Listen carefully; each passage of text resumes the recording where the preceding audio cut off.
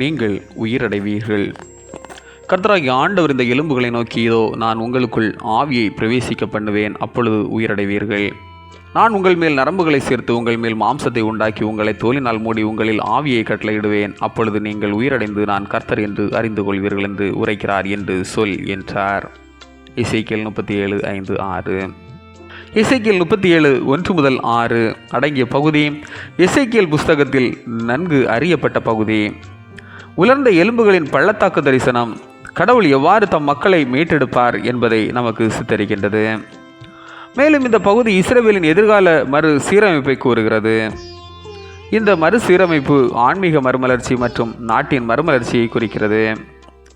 சிதறிய எலும்புகள் மற்றும் உயிர்ப்பிக்கும் ஆவியின் உருவகங்கள் இரட்சிப்பின் வாக்குறுதியை நினைப்பூட்டுகிறது. மேலும் மரணம் மற்றும் வாழ்வு மூலம் அவை வகைப்படுத்தப்படுகிறது. உலர்ந்த எலும்புகள் மரணத்தையும் அழிவையும் உணர்த்தினாலும் அதே வேளையில் கடவுளின் மீட்போடு கடவுளின் ஆவி வலுவாக இணைக்கப்பட்டுள்ளது. இந்த ஆவியானது எசேக்கியேல் 37:5 பரிபூரண உயிர் கொடுக்கும் ஆவியாக கூறப்பட்டுள்ளது. கடவுளின் ஆவி உயிரடைய செய்கிறது மற்றும் மனித வாழ்க்கை கடவுளின் ஆவியை சார்ந்தது.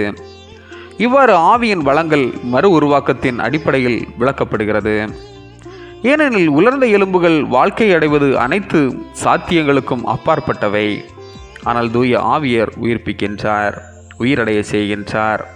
தூய ஆவியானவர் நம்மை கடவுளோடு இணைக்கிறார். கடவுளின் தூய ஆவியில் நடக்க உணர்த்தி தூண்டுகிறார். அதனோடு நம்மை உயிர்ப்பிக்கிறார்.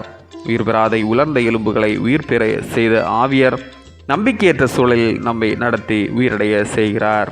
ஆமேன். இந்த நாள் உங்களுக்கு இனிய நாளாக மலரட்டும்.